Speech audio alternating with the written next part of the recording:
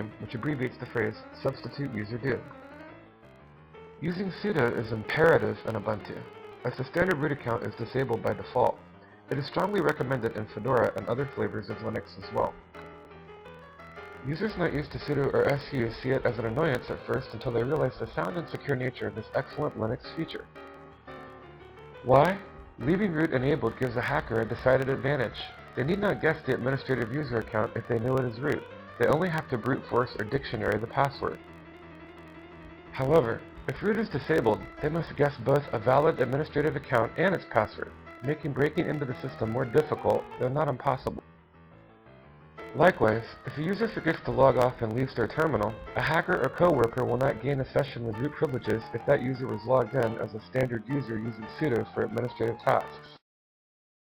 However, if that user was logged in as root, anyone who walks up to their logged-in workstation can do major damage to the system. Additionally, if a virus, worm, or malicious script tries to run on a Linux system, it cannot gain necessary privileges without the user typing sudo. This prevents a lot of malware from running without notifying the user. In this way, we might liken it to Microsoft's user account control feature in Vista and Windows 7. However, sudo is a lot more sophisticated and versatile in its Linux applications. The su command is similar to sudo and can be used with sudo in strange circumstances. It gets its name from substitute user, spoof user, and set user. It's so hard to get folks to agree these days. We could compare su to Microsoft's secondary logon, fast user switching, or run as features. When using su, the user enters a new shell with the privileges and permissions of the user they specify, be it root or another. We can combine su and sudo to enable gain root account access and privileges in Ubuntu. This is not good practice, but if necessary, you can enable the root account and expose yourself to harm with 1. Sudo su or 2. Sudo password root. Shh! We did a bad thing. Don't worry, you can disable root again with, well, if you use the first method, just exit, and if you use the second method, simply sudo usermad -p, the exclamation point, and root. Another nice thing about sudo is that I type in my password, not root's, to gain root privileges. So if my account gets compromised, we still have not compromised the root account. By default, if I simply type in sudo in a command without any options, it will ask me for my password and allow me to run the command preceding after sudo with root privileges. We may also specify other options for both sudo and su. For example, sudo-i-u Lady Gaga. The command above would give me the privileges of the specified user, whoever that may be. It will ask me for my password to complete this command, rather than Lady Gaga's. In this way, her password is not compromised, but I may still act with her privileges. In Fedora, typing su by itself will put you into a root shell. Remember, Ubuntu is a bit different, but you can do this with sudo su if you are so inclined. Also like sudo, you may specify a user other than root to substitute with su. Example, su Commander Adama. By default, sudo will cache your password for 5 minutes for each command, so you won't have to enter it again for the same command until the cached password expires. You can override this default behavior and force sudo to query you for a password each time by using sudo-k. For a user on the system to use sudo, she must be in the etc sudoers file. To add a new user to the sudoers file from the command prompt, type vi sudo. The first time you run this command, it will ask you to choose an editor. Hardcore Unix folks choose Vim. I opt for Nano as an easy text editor. To give a user sudo privileges for all commands, add their user account to the bottom of the file like so. Username, all equals all in parentheses, and all. The syntax is like so. 1. The user is the user. 2. The first all means the terminals the user can execute from. The second all in parentheses is the user can act as, and the last all are the commands the user can run. This is why the installation account has all root privileges. You can create aliases to grant sudo privileges for multiple commands like so. Command alias text editing, and in this case, the full absolute path to both gedit and nano in user bin. To give a user sudo privileges to only run a single command, we could add them like so.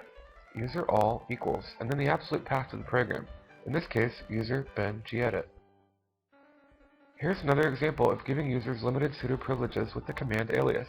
If I define a command alias called text editing, And with this alias, I define user bin gedit and nano.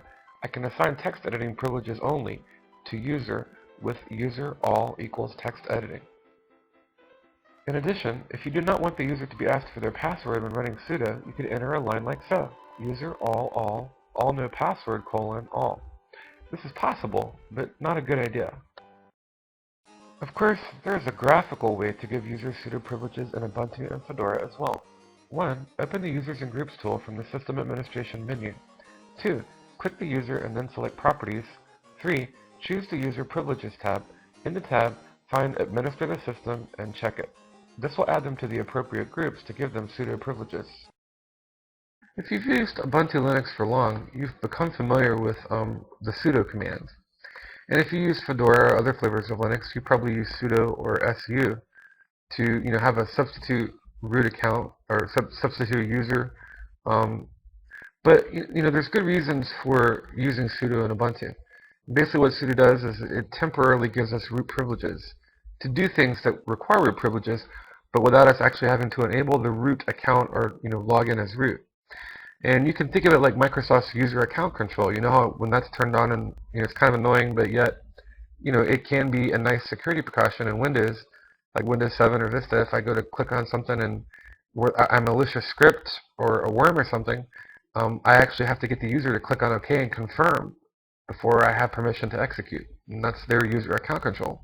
Well, sudo is like that, but it's been around longer, and I think it's a bit more useful, or a little bit less annoying.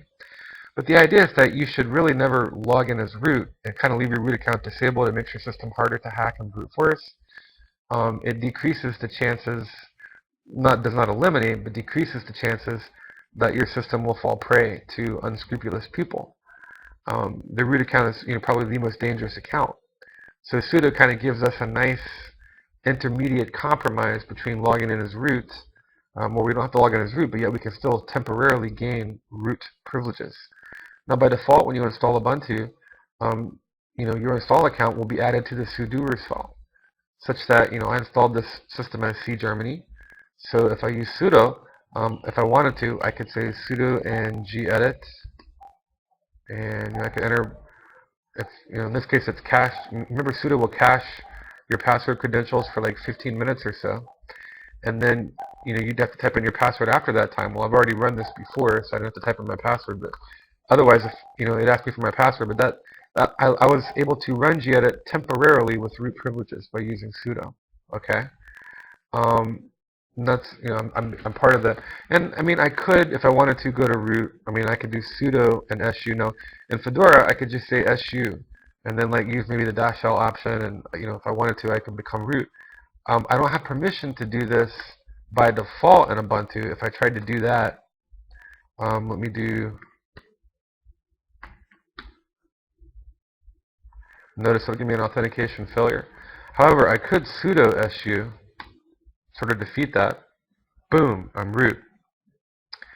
Now, I don't recommend practicing this. This is a no-no. We did a bad thing. Bad. So let's exit back out of the shell. I mean, yeah, you could do that if you had to for one reason or another. You just had to be root.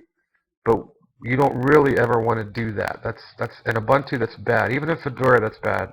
But in Ubuntu, it's even worse. That's sort of a cardinal principle of we've just violated a cardinal principle. We've broken one of the Ubuntu commandments.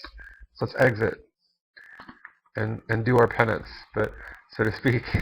So let's clear. So but I don't need the root account. Yeah, I could sudo su and gain root, but I don't need to. I can use sudo. That's only if I'm in the sudoers file. What happens if I create a user and he's not a member of sudoers?